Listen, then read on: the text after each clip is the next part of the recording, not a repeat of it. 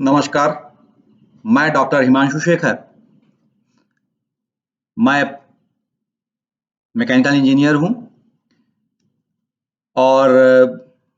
Solid mechanics and design में मेरी specialisation है और मैंने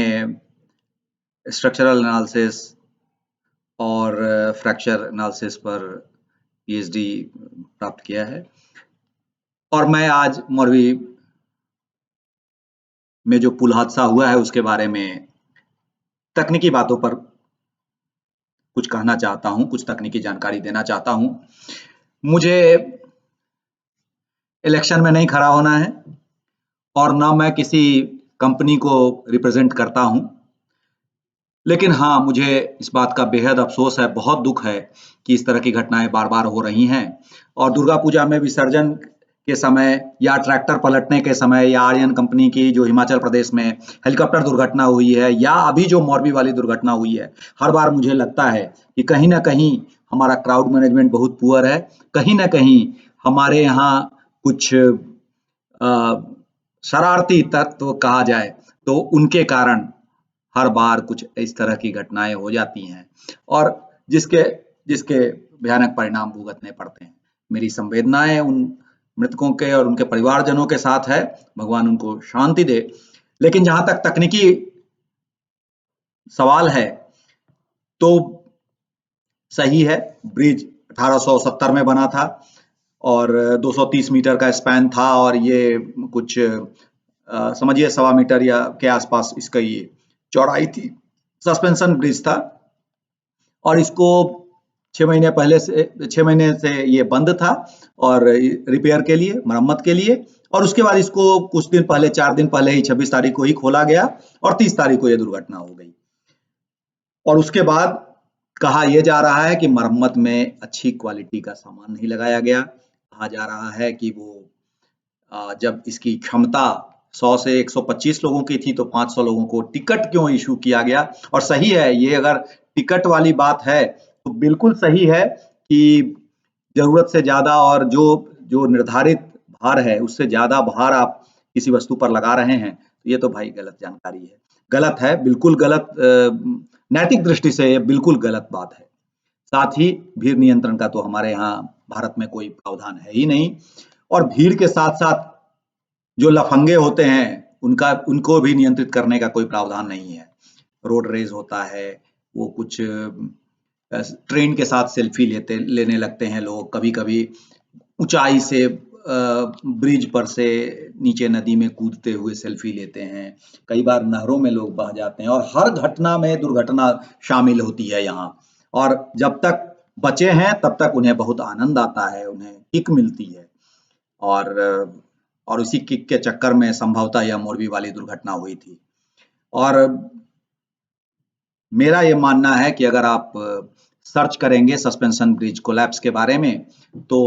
एक 1940 में अमेरिका के एक ब्रिज टकोमा ब्रिज का जिक्र जरूर आता है और उसका उसका उसको जब टूटा था तो उस समय में उसके बाद उसकी थॉरो इन्वेस्टिगेशन हुई थी और ये बताया गया था कि इसका पहला कारण है रेजोनेंट फ्रीक्वेंसी। रेजोनेंट फ्रीक्वेंसी का अर्थ है, हम लोगों ने जब 12वीं कक्षा में हम लोग की जो भौतिकी की किताब थी उसमें पहला चैप्टर यूनिट एंड डायमेंशन है और दूसरा चैप्टर जब न्यूटन का जब गति का नियम प्रारंभ होता है तो उस समय सबसे पहले जब पहला नियम जड़ता का नियम आता है तो ये बताया जाता है कि सैनिकों की कतार को जब वो पुल पर चलते हैं तो उनको डिस्पर्स कर दिया जाता है। क्यों कर दिया जाता है? क्योंकि उससे रेजोनेंट फ्रीक्वेंसी पैदा होने की संभावना होती है। अर्थात हर एक वस्तु में एक रिजोनेंट फ्रीक्वेंसी होती है, एक नेचुरल फ्रीक्वेंसी होती है जिस पर अगर उसे हिलाया जाए तो वो टूट सकता है। बहुत आसान बात है। और अगर आप किसी तरह बाहर से उस तरह की रेजोनेंट फ्रीक्वेंसी वाली फ्रीक्वेंसी उस पर दे सकते हैं, उस पर फोर्स्ड कर सकते हैं, फोर्स्ड फ्रीक्वेंसी अगर नेचुरल फ्रीक्वेंसी के बराबर हो जाए तो बिल्कुल वो पदार्थ टूटेगा। बहुत आसान बात है और ये हम लोगों को 12वीं कक्षा में ही पढ़ाया गया था और शायद इस तरह की बात और इसका ही जिक्र उसके जो टकोमा ब्रिज को तोड़ने के समय किया गया था, उस समय में उस पर ही विचार किया गया था। सही बात है, लेकिन इसको कुछ इंजीनियरों ने जो बाद में इन्वेस्टिगेशन कर रहे थे उन्होंने इसे नकार दिया कि उस ब्रिज की नेचुरल फ्रीक्वेंसी 12 हर्ज के आसपास थी, जबकि जो फोर्स फ्रीक्वेंसी थी वो केवल 1 हर्ज थी की आवृत्ति वाली थी, 1 हर्ज के फ्रीक्वेंसी वाली थी। तो 12 हर्ज से 1 हर्ज का कोई तालमेल नहीं बैठता है और इस कारण से तो ये ब्रिज नहीं जान सकता। लेकिन जो इन्वेस्टिगेशन रिपोर्ट थी उसमें रेजोनेंट फ्रीक्वेंसी को एक कारण माना गया था। दूसरा कारण एरो इलास्टिक फ्लटर। उस दिन, जिस दिन ये ब्रिज 7 नवंबर 1940 को जब ये ब्रिज कोलैप्स हुआ, तो उस दिन हवा की रफ्तार कहा जाता है कि 68 किलोमीटर 65 से 68 किलोमीटर प्रति घंटे की थी। और जब ये एक सस्पेंशन ब्रिज था, अर्थात 2 पिलर किनारे खड़े थे और बीच में ब्रिज का स्पैन था और हवा मान लीजिए इस तरह से चल रही है, तो ऐसा बताया गया कि विभिन्न प्रकार के बीच में जो अवरोध लगे थे उसके कारण जो हवा ऊपर से जो हवा आ रही थी वो उसके ईडी फॉर्मेशन के कारण वो नजदीक में ही अपना प्रेशर बना रहा था, जबकि नीचे से जो हवा आ रही थी वो थोड़े दूर तक जाकर अपना प्रेशर बना रही थी। इसके कारण ब्रिज में एक इस तरह से ऊपर नीचे होने की, अगर इसको हम इस तरह से समझें, ये एक ब्रिज है, तो जब ये भाग नीचे जाता था तो दूसरा भाग ऊपर जाता था और ये हवा के दबाव के कारण जा रहा था। तो इस तरह से और इस तरह से तो वो ब्रिज हिल ही रहा था। जहां पर गाड़ियां बाईं से दाईं ओर जा रही हैं या दाईं से बाईं ओर आ रही हैं, तो ब्रिज इस तरह हिल रहा था। लेकिन जो एरोइलास्टिक फ्लटर जिसकी बात इन्वेस्टिगेशन रिपोर्ट में बताई गई, उसमें कहा गया कि ये ट्रांसवर्स और लॉन्गिट्यूडनल फ्लटर से कुछ नहीं हो रहा था, अर्थात ऐसे और ऐसे से कुछ नहीं हो रहा था। टॉर्सनल फ्लटर किसी तरह, टॉर्सनल का अर्थ हुआ इस तरह, अर्थात ये इस तरह अगर हो जाए, ऐसे टेढ़ा, अर्थात ऐसे, फिर ये ऐसे, फिर ऐसे, तो ऐसे अगर टॉर्सनल फ्लटर हो रहा था और जिसके कारण ये टूट गया ब्रिज। लेकिन सबसे बड़ी बात है कि वो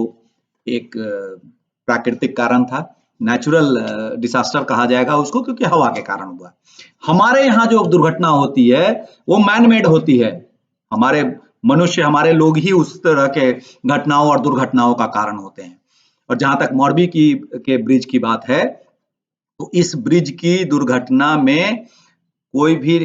एक्ट ऑफ गॉड नहीं है, कोई भी नेचुरल डिसास्टर नहीं है, और मेरे ख्याल से कोई भी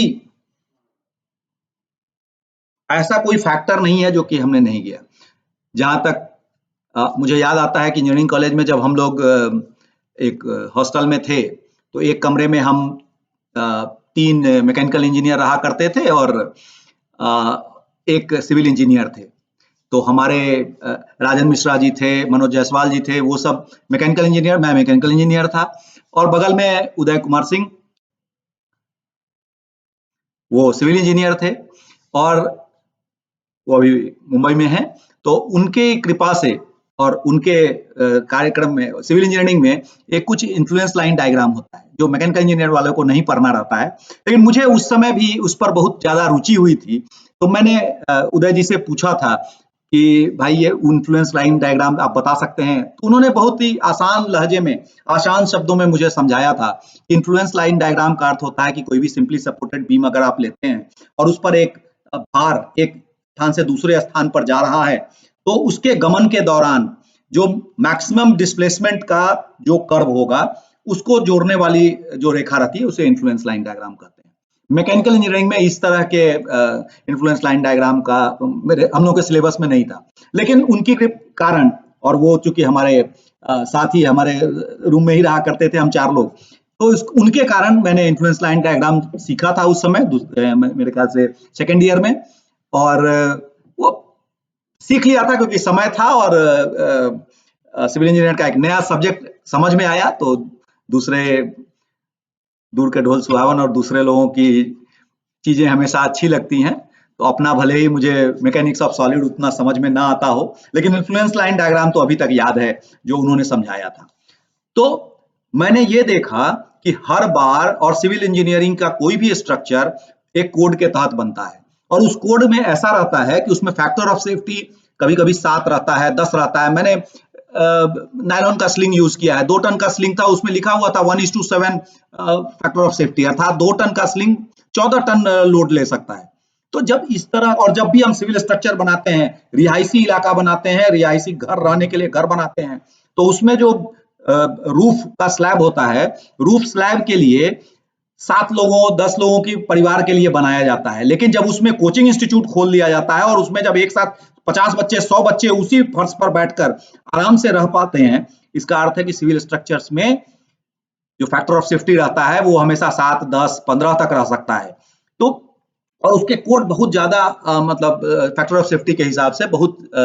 सुदृढ़ रहते हैं। जैसा कि मैकेनिकल इंजीनियर की तरह अगर मैं देखूं तो मुझे लगता है कि हम लोग मैकेनिकल इंजीनियरिंग में 2.53 तक लेते हैं फैक्टर ऑफ सेफ्टी और खुश रहते हैं कि हमने बहुत ज्यादा फैक्टर ऑफ सेफ्टी दे दिया और ये बहुत मजबूत ढांचा बना है।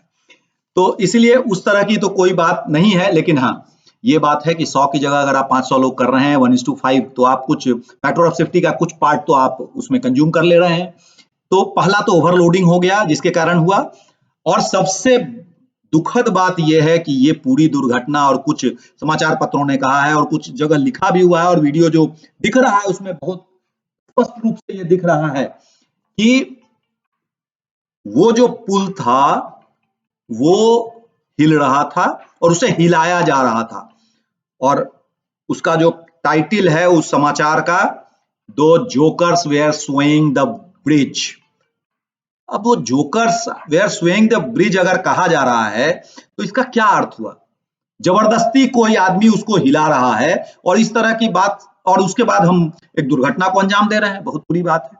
और संभवतः वही सबसे बड़ा कारण है। और मुझे पूरी उम्मीद है कि इस तरह की दुर्घटनाएं, और वो भी मैन मेड दुर्घटनाएं, अरे सेल्फी आप ले रहे हैं उसके चक्कर में दुर्घटना कर रहे हैं, आप हिला रहे हैं, क्यों हिला रहे हैं भाई?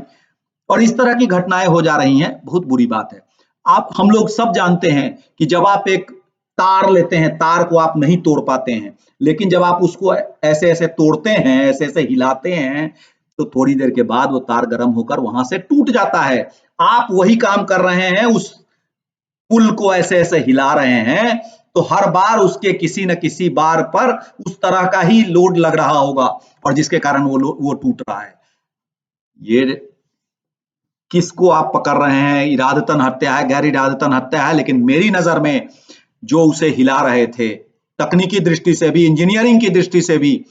आप सब लोग देख सकते हैं, अगर कोई इंजीनियर है तो वो बताएं कि इस तरह से अगर आप कर रहे हैं और इस तार को जो हम ऐसे ऐसे तोड़ते हैं जब, तो गर्म होकर यहां से टूटता है कि नहीं, तो उस तरह का ब्रेकेज इस पुल में संभव है या नहीं है? आप वो जो लोहे की छड़ें दिख रही हैं उसका ब्रेकेज का पैटर्न देखिए, किस तरह का फेलियर हुआ है वहां पे। ऐसा जरूरी नहीं है कि हर बार हम लोड एक्सीड करेंगे तभी वो टूटेगा। अर्थात अगर वो 4 टन के लिए डिजाइन है तो 4 टन का लोड अप्लाई करेंगे तभी वो टूटेगा। 1 टन का लोड अगर हम लगातार उस पर लगाते रहेंगे, अगर उस पर फैटिग लोडिंग होती है, उस पर क्रीप लोडिंग होती है, तो कम लोड पे भी वो वस्तु टूट सकती है, और यही चीज वहां हुआ है। यही चीज उसका मेन कारण है, और इसलिए मुझे हर बार यही दुख होता है